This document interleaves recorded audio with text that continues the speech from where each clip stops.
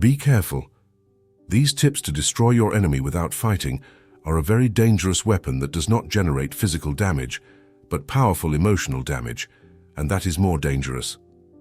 This can take you away from your stoic nature a bit, which advises you to stay calm, turn the other cheek, and be resilient with the present you are living. But this is a means to ward off those plagues that constantly want to see us sink and try to keep us away from our peace. Don't take it as an act that takes you away from who you really are. A kind, intelligent, empathetic person, eager to help others and achieve success in your life, of course, according to Stoic nature. This is rather a means to achieve that which you desire, but that bad people get in your way. Enemies can be specific people or groups, institutions, cities, or even countries. We consider them detestable because of differences in thought, methods, or goals. The presence of an enemy polarizes us and prompts us to prove their thinking wrong or to take action to overcome their opposition. Defeating the enemy implies weakening him, neutralizing his forces, and achieving our objectives. It is a process that requires strategy and determination. However, we must also recognize that winning does not always mean annihilating the enemy. Sometimes it simply means overcoming your obstacles and moving forward. At other times, our enemies can complicate our lives. They hinder us, set traps for us, and can arise on different fronts: at work, in the neighborhood, in politics, or even within the family. Do you get it yet? It is a problem that we must solve. But before we start, help me grow by subscribing to the channel, activating the notification bell, and sharing this video to anyone who needs it. Well, without further ado, start. And it is important to remember that even though we face challenges and opposition, we must strive to maintain a balanced and constructive attitude. Victory is not always in defeating the other. Sometimes it lies in our ability to overcome difficulties and find peaceful, positive solutions. Number 1. I want to start by telling you that, to continue with the following tips, we must first understand this first point very well, and that is, realize that your enemy does not control you. This advice aligns with the fundamental principles of Stoic philosophy. The Stoics believed that the practice of virtue is sufficient to achieve eudaimonia, which translates to a life well lived. The Stoic sages identified that the path to eudaimonia is like a life dedicated to practicing the 4 virtues in everyday life: wisdom, courage, temperance or moderation, and justice. In addition, living in harmony with nature was crucial for the Stoics. Therefore, the advice not to give too much importance to your enemy aligns with this philosophy by focusing on what is within our control rather than what is outside of it, such as our enemy's actions. In addition, the Stoics believed that certain destructive emotions arose from errors of judgment, and that we should strive to maintain a will in harmony with nature. Modern psychology has shown that our perception of and response to external events significantly influence our emotional well-being. If we give too much importance to the actions or words of our enemies, we can experience stress, anxiety, and other negative effects on our mental health. Learning not to bestow. In the intricate dance of life, our enemies often serve as unexpected instructors. Instead of seeing them as malevolent forces, consider them effective teachers in the classroom of existence. They become catalysts for our growth, pushing our limits, exposing our vulnerabilities, and illuminating our flaws. In this way, they reflect our own imperfections. The ancient Roman emperor and Stoic philosopher Marcus Aurelius wisely said, "The best revenge is not to be like your enemy." This profound statement encourages us to transcend hostility by responding with virtue rather than succumbing to intimidation. By acknowledging the valuable lessons offered by our enemies, expressing gratitude, and exploring possibilities for reconciliation, we change our perspective. We no longer see them as threats. Instead, we accept them as unique gifts. Number 2, taking into account what I told you previously, let's move on to the next tip. Discover the Achilles heel of others. Every person has a weakness, a crack in the wall that protects its fortress. That vulnerability can be an insecurity, a dominant emotion, or even a small secret pleasure. Discovering it gives you immense power, a pressure point that you can handle at will, always in your favor. To take advantage of that weakness, distraction is key. An act of kindness, generosity, or honesty disarms suspicions, turning people into children receptive to any affectionate gesture. In ancient China, this was called giving before receiving. When giving, the other person does not realize that something is being taken from them. To blatantly take something away from him is dangerous. The victim will seek revenge. Asking for what you need is not effective either. Unless the other person sees a benefit, they may be offended by your need. The key is to give before you take. It softens the ground, softens any future orders, and creates an atmosphere of distraction. A gift, a favor, an honest admission, any act of generosity can help. Master the art of giving and taking. Learn to spot weaknesses, distract with kindness, and get what you want without arousing suspicion. That is the essence of mastery through cunning. Having your enemy's Achilles heel. Number 3. Make people depend on you. Independence is not incompatible with dependence. In fact, strategic dependence can be a powerful tool for achieving freedom. True power lies in the ability to influence and guide others without the need for control. To achieve this, it is essential that others love you, need you, and trust you. But we are interested in that person who wants to hurt us, and that we are not going to allow it. Then do it to your enemy. The more they depend on you for their happiness and prosperity, the more freedom you will have. Create a network of interdependence where your support is crucial to each other's success. Avoid total teaching. Don't share all your knowledge. Leave room for people to need you. Guide without forcing, inspire action, and cultivate confidence. What can we do?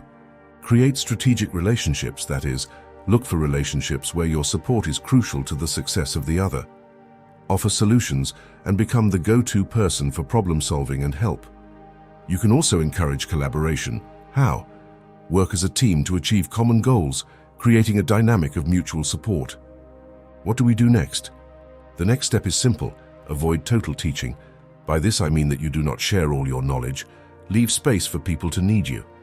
And it guides without forcing, suggests and advises instead of giving direct orders. Follow these steps, and that person will already be eating out of your hand. As Balthasar Gracian said, make people depend on you. He will gain more by such dependence than by courtesy. Those who have quenched their thirst immediately turn their backs on the source, for they no longer need it. When dependence disappears, so does all politeness and decency, and then respect. The first lesson that experience should teach us is to keep hope alive but never satisfied, so that even a sovereign master will always need us. Although we not only have to settle for making that person who wants to hurt you so much dependent on your abilities, but also their social group, because the next step is, number 4, make friends with your enemy's friends. Turning your enemy's friends into allies, a strategy for victory. The advice to befriend your enemy's friends is a cunning and effective strategy to weaken them and gain victory. But let's discuss in detail how you can execute this strategy. 1. Identify your enemy's friends. Pay attention to the people your enemy frequently interacts with, both in person and online. Look for mutual connections on platforms like Facebook, LinkedIn, or Twitter. If you have friends or acquaintances who also know your enemy, ask them about their relationships. 2. Build relationships with your enemy's friends. Start with casual interactions. Say hello, engage in light conversation, and show interest in their lives. Find common ground, that is, look for shared interests or hobbies to establish a natural connection. He also proves to be a reliable person and willing to help when needed. And don't reveal your enmity with the person or your plan to make them an ally. 3. Sow discord between your enemy and his friends. Share carefully curated information. Ask thought-provoking questions, such as asking questions that will make your enemy's friends reconsider their relationship with them. Show empathy for your enemy's friends and let them know that you care about their well-being. 4. Keep them away from your enemy. Invite your enemy's friends to participate in activities without them and offer a better alternative. Show them how your friendship can bring them more support, trust, and opportunities. This strategy requires patience and time. Don't expect immediate results, and of course be careful not to become the person your enemy is. Be a positive and ethical leader. By executing this strategy carefully and cunningly, you can turn your enemy's friends into valuable allies and weaken their position significantly. All this you are doing can confuse your enemy. A sea of feelings and thoughts will come to your head. Don't be surprised if a plan against you begins, but you're ready. You always act one step ahead of him or her. For the next step, number 5, I have taken this strategy from Robert Greene's book, Juiced Alphas, entitled The 48 Laws of Power. The chapter is called Stir the Waters to Ensure a Good Catch. Anger and emotions are strategically counterproductive. You should always remain calm and objective. Although in this case, if you can enrage your enemies while keeping your cool, that will obviously give you a decisive advantage. To achieve this 4th tip that will lead you to destroy your enemy, you must discover the crack through which you can shake them and handle them.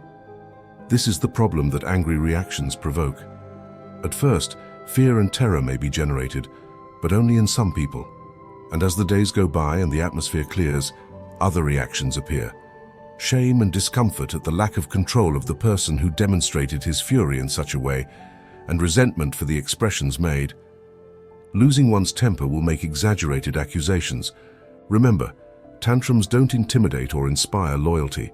They only create doubts and insecurity regarding the power you possess. By exposing its weak points, those kinds of stormy outbursts usually presage a fall. Hand in hand with tip number 5, let's go to tip number 6, to say that the next thing we should do in case of attitudes that harm us is to ignore it. Attention is a form of power. When you bestow it, you become a partner with the other person, dancing to the rhythm of their actions and reactions. In this dance, you lose the initiative. Ignoring, on the other hand, cancels out the other. It disorients him, infuriates him, but leaves him without the tools to act. It's a powerful play that allows you to set the conditions of the game. The king does not know what offends him. It imposes its own rhythm, its own agenda. Notice how this angers others, how they strive to get your attention, and fall apart when you deny it.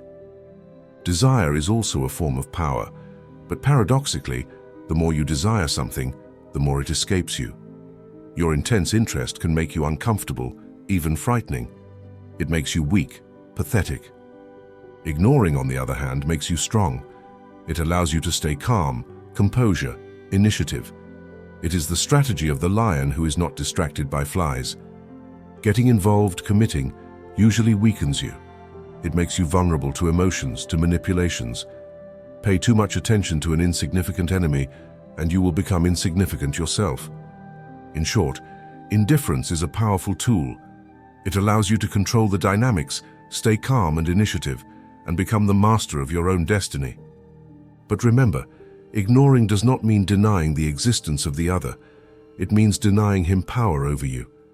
Don't use indifference in a cruel or callous way. Indifference is a tool, not a solution. By mastering the art of indifference, you can become the leader of your life, someone strong, effective, and unflappable. A curious piece of writing that summarizes all this advice is the following. Kick the man, he will forgive you. Sulk him, he will be able to guess or not your true intentions, but ignore him and he'll hate you. Idris Shah. For tip number 6, we have a psychological effect that you can apply, and that is the mirror effect. The mirror, in addition to reflecting reality, becomes a perfect weapon for deception. When you mirror your enemies, imitating exactly what they do, your opponents fail to deduce your strategy. The mirror effect mocks and humiliates them, leading them to overreact.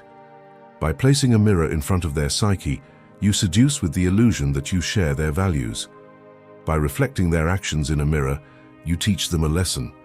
Very few can resist the power of the mirror effect. By using the mirror effect, we symbolically recreate that disturbing force.